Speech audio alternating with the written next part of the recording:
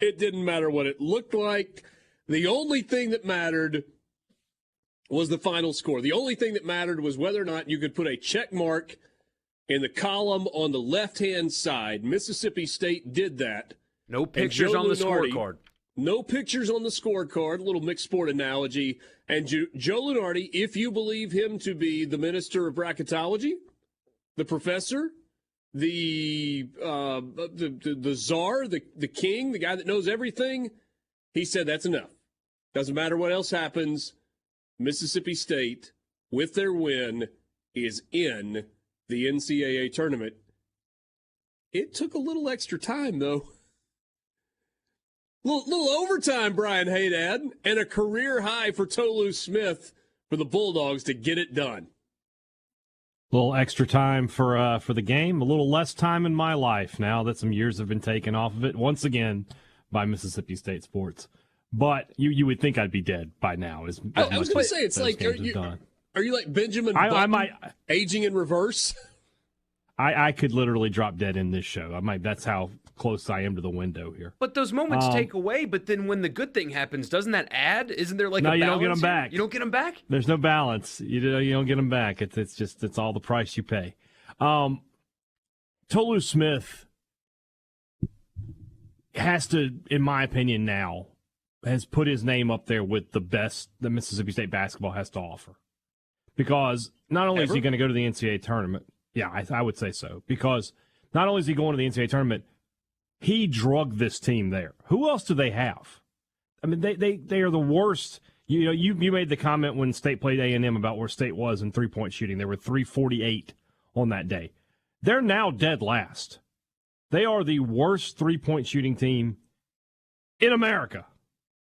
But Tolu Smith has put this team on his back and has now taken them into the big dance for the first time in 5 years. 28 points today, including the game winner.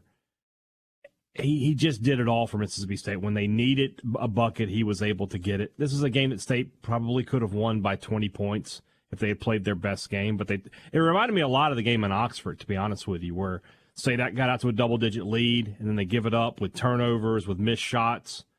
But when they get into overtime, for the most part, they were okay until they weren't.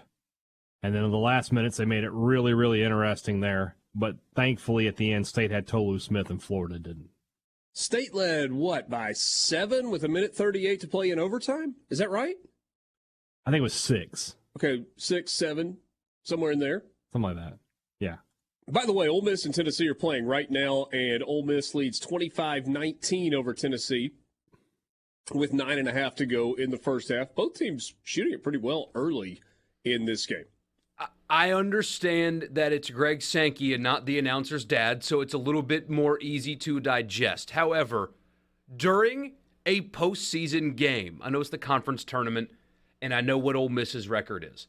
Yeah. 1/3 of your screen should not be somebody in a tie talking while game action is going on. And they've cut away from it, sure, but that should never be something that you do. Whoever's producing that, I want to just shake you and say, Greg Sankey's doing a great job. 1/3 of the screen should not be him during the course of play in a postseason game. Yeah, no, I agree with you. And I'm a Greg Sankey fan, and I like him. And, ESPN is one of my employers, secondary employer, but I agree that it's a poor decision. You have 4 games in the day, which means you have time between the first and second game, the second and third game, the third and fourth game, about half an hour each, which would be a great time to have the commissioner of the conference on television, not while a game is going on. I agree on that. Especially featuring a really good Tennessee team. Like, it's not like this is South Carolina Ole Miss from last night. That I get, I guess. But even still, even last night, I think you would have been doing a disservice, and it shows that you don't care as much about the game as you do the extra stuff. And look, I'm not the one that jumps on the train all the time to criticize everything that goes on TV and everything the SEC network does. I know there are a lot of people that derive great joy from being television critics when maybe they don't really know all that much about it and what goes on behind the scenes. That's fine. I still think it's a poor decision. Because you were saying whatever we're talking about is more important than the teams that are playing right now, and it should happen between games. But We don't have to lament that right now. Right now, we can celebrate. We can Are we celebrate sure? So Mississippi let's State start in there. the NCAA tournament. Let's start there. We are sure because Well, hold on. But we need to do big picture. We need to do. Are you sure? Yeah. But I think before we get there, we need to give that game itself justice. Great game. It was really good basketball game. It was ugly for a long time because neither team shot it particularly well. But you got a Florida team that was playing its heart out, and it's a Florida team that lost its NCAA tournament chances when Colin Castleton went down. Right? I mean, when Colin Castleton was gone, they lost their tournament chances. But, man, they played hard down the stretch. They just didn't have enough firepower, and they didn't have an answer for Tolu Smith. And how that game might have been different for Florida, how the end of the season could have been different for Florida if not for the Colin Castleton injury. But it wasn't. And in his absence, Tolu Smith was an absolute man. 28 points, 12 rebounds. He played 35 of the 45 minutes in the game. There was only one other Mississippi State player in double figures. Shaquille Moore had 13. And 11 of that was in the first half? 12. 12 of the 13 12 was in the points. first 8 minutes of the game. Hey, Dad, Mississippi State did things today that caused you to lose games, and yet they still won. They were 2 of 14 from behind the arc, and they shot 14%. They missed 11 free throws, 17 of 28, 61%. Could have cost them the game, and yet they still found a way to do it. Partly, and turned it over 20 times. Oh, gosh. Oh. I mean, plus 9 on the boards and plus 9 on the offensive boards. That's the difference. And what this game what I saw as I was watching it was, Florida for the game. I have the stats up here. Hold on one second. 8 of 35 from behind the arc. Not good for them either, right? 22%. That's what would have happened Saturday night in Nashville, but Vanderbilt was hot from behind the line, not cold from behind the line. The games played out exactly the same. The two teams, the Vanderbilt had no answer for Tolu Smith, neither did Florida. The difference is Vandy made their three-point shots and Florida didn't. If Florida made their three-point shots today, they win this game going away. But by that same token, how many looks at the rim did Mississippi State miss? 5, 6, 7, more than that? I mean, Tolu Smith, as great a day as he had, he was 9 of 19 from the floor. I would tell you that all 19 of his shots came within 3 feet of the bucket. So, I mean, he could have had 35, 40 points today if he had shot the ball better. So it was an ugly game, but it was also a really compelling and exciting game if you were a neutral observer. That's them, though, right? All the ugly stuff, they're almost ugly every night offensively and things like that. Somebody asked me earlier. They prefer it ugly. Yeah, like how are they doing this? And it's my response was they've got a really, really, really good big. That helps. But otherwise, it's just they outwork you. They out-tough you. They out-hustle you. They suffocate you defensively.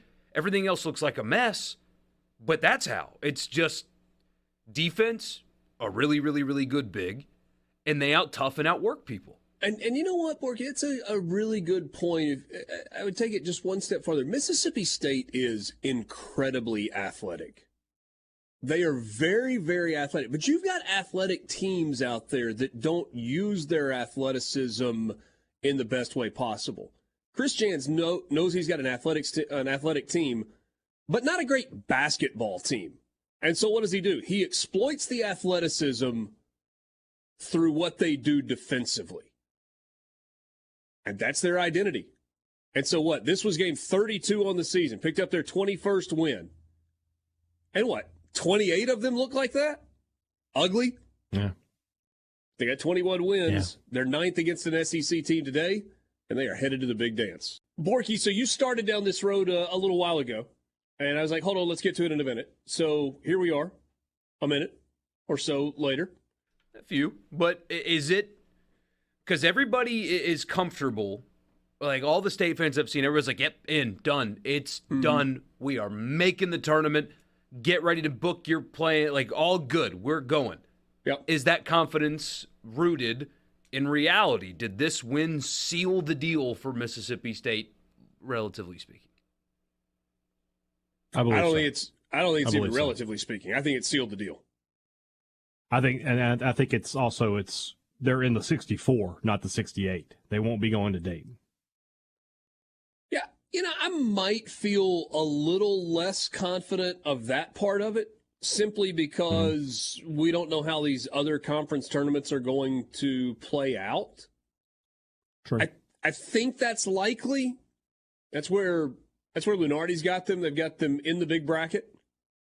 Let's see. His most recent update had Mississippi State as the last of the last 4 byes. I don't know if let's see, that was at 2:00, so that does not reflect their win. So maybe they move up a couple of spots based on that. Borky, here's why I'm sure about that answer. And by the way, I should have learned my lesson about speaking in absolutes. But yes, I think Mississippi State is in. If I'm presented with new information, I'm open to changing my mind. But I think Mississippi State is in because a loss to Alabama tomorrow doesn't hurt them. Yeah. It's not like they have to beat Alabama to solidify their spot tomorrow. I think house money. So, why do you think they're in, hey, Dad? Well, I thought they could have been in the past month if they had just won one more game. If they had beaten Kentucky, if they had won at Missouri, if they had won the game on Saturday at Vanderbilt and gotten to 500 in the conference, I think they would have been in. But, I mean, the net, I have to see what it goes up to. We'll see tomorrow. But, I mean, I imagine it's going to be low 40s, high 30s. They have quality wins, including non-conference wins. The win at Marquette is a really, that's as good a win as anybody on that's close to the bubble probably has. Big East champion Marquette, right? Yeah. Yes. And then regular season, yeah. And then the win over TCU is also a very good win. Even though it's at home, but it's a good win. Then you have wins at Arkansas. Utah is a decent win. It's not a quad 1 win, yeah, but it's still a good win. And it has not held up. Utah currently is not projected to be in the tournament. Midway through the season, that was a quad 1 win for State, and Utah has just fallen off since then. But they have good wins. They don't, and sort of going back to what we talked about with Mark Wise yesterday, they don't have bad losses. Mm-hmm. The only loss they have that's remotely bad is the loss at Georgia, when they just played as poorly as they could play in that game. And that was early in conference play, and they haven't had a bad loss since then. So I think that combination of having some really good wins and not having any bad losses puts you in. So that another question I have, if that's okay. We're up against a hard break, so we'll come back and address it if you feel like it. Tennessee hits a 3 from the corner going into the locker room to take a 6-point lead into the half, 39-33. Tennessee, and so they close the half. I guess I should say Ole Miss closes the half, missing 7 of its last 8 shots. There's the Ole Miss team we know. Anyway, this exact Mississippi State team, with the exact record that they have against the exact teams that they beat 10 years ago, or whatever date you want to use, do they make the tournament? And I ask that way because of the SEC's improvement. At what point would this record have not been enough? Because we've seen it in the past, right? But because the league's improvement, let's talk about that next. Yeah, I mean, I think we need to flesh that out a little bit. I think it's a reasonable question. Sports Talk Mississippi streaming at SuperTalk. You brought the question up a second ago. If you want to rewind, about a decade, maybe 7 years, 7-8 years, the SEC was kind of wandering around in the basketball wilderness. Three teams in the NCAA tournament. Mike Slive, still the commissioner of the SEC at the time, and they said, we got to make a change.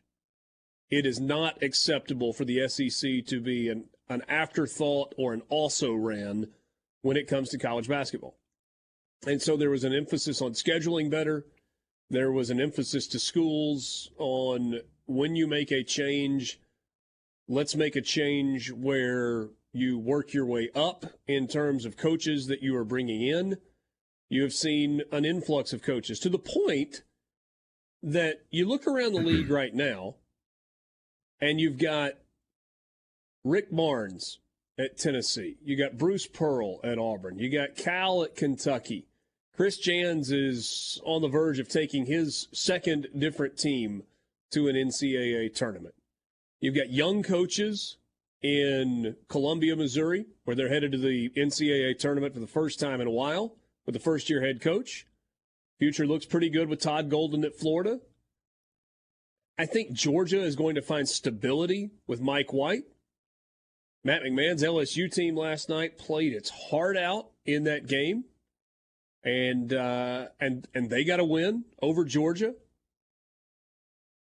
Eric Musselman at Arkansas, Jerry Stackhouse at Vanderbilt, and it looks like it's about to be Chris Beard at Ole Miss. Not to mention Texas and Oklahoma coming into the league in 2 years. The SEC has turned into really good basketball league. And it started. And it's going to get it's going to get 8 in this year, and if Vanderbilt can have a decent weekend, maybe 9. Yeah, you're absolutely right. And that happened because the league kind of put its foot down and said, no, we're not going to be an afterthought in basketball. So, Borky, the question that you were asking a second ago, Mississippi State going 8-10 in league play with a win in the tournament. If you want to rewind to whatever that date and time was, and the SEC got 3 in, would that resume have been good enough for Mississippi State? I don't think so. Well, I mean, there was a time you can go back where 21 wins, you definitely would be in. I mean, that was just, there was a time when 20 wins got you into the NCAA tournament. And then we started taking things like RPI and now net more seriously. You know, you are where you are now. But you also played fewer games then. You didn't have those multi-team events, the MTMs, where you could play usually if you 3 games that only counted as 1 game, and you know. If you had 20 wins, you were probably something like 20-8 or 20-7. Yeah. So yeah, what you're saying makes sense. And now you're 31 right. in the regular season. Yeah, like 6-7 years ago, 8-10, you were an NIT team, no question about it. So, and it's crazy, now, right? Because and it sounds like it's diminishing what they did. It's not. It just goes to show that the amount of bad losses that exist in the SEC this season was 2, 1.5. I mean, it was only South Carolina that really would destroy you if you lost to them. Otherwise, don't do it at home with Ole Miss. Don't lose to Ole Miss at home. You know, for a time, don't lose to Vanderbilt at home. But how many bad losses existed to have in the league this year? LSU. Yeah, LSU, skipped over that one. I mean, that's you know, the sign that the conference has gotten better. Yeah. You know, that's why 8-10 gets you considered now, is because the SEC is a high RPI conference. You know, it wasn't that long ago that there were really only 4 teams playing basketball in the SEC. There was Kentucky, Florida, Tennessee, and then sometimes Mississippi State. Those were the top 4 teams. And, you know, everybody in the conference has done a really good job, everybody, of upgrading at coach, upgrading their facilities, and upgrading their recruiting. And now you have a real basketball conference. You know, think about what the ACC is now versus what it was, you know, 10 years ago, and then compared to the SEC. I mean, the SEC and the ACC are kind of comparable as basketball conferences now. And you could never have said that a decade ago. I don't. Like in the moment that we are in right now, and it can ebb and flow. I know the SEC or the ACC had a team play for the national championship last year. The SEC is better, maybe better by a lot right now than the ACC. That's because, you know, North Carolina is down. That's one of the, you know, it's a team you expect to be up. Florida State's had a terrible year. That's been a pretty consistent program in the ACC. My guess is they'll bounce back. But, yeah, my point is, like, nowadays is, I guess, what I'm saying. Those are pretty comparable. But, you know, 10 years ago, no, not even close. Yeah, right now the SEC is projected to have 8 teams in. The ACC has 5. Wow. Yeah. ACC's North Carolina got is 2 not on the one of bubble. those North teams. Carolina and Clemson are the 2 on the bubble, and the SEC has 1 bubble team in addition to the 8 that are locked in. The SEC is really coming for total college sports domination. It really is because. And how about the Pac-12? It's got 3 teams in. Oh my gosh! And they're gonna lose one of those. Is Arizona gonna get in? Arizona? Yeah, they're projected as Arizona's 2 going to seed. get in. So Yeah, they're good. They're gonna lose very soon. Gonna lose one to the Big 12. 2. Both UCLA. Well, USC is. Yeah, USC's in. USC and UCLA are both in the tournament. Both of those teams will be in the Big Ten next year. So those 3 teams that are going to make the tournament, 2 are confirmed gone. Another one is they're getting close to making that deal done. Talking about Arizona and Arizona State? Yeah, what do they call it? The 4 corner states? Arizona, Yeah. Arizona State, Utah, and Colorado? Colorado. Right. Yeah.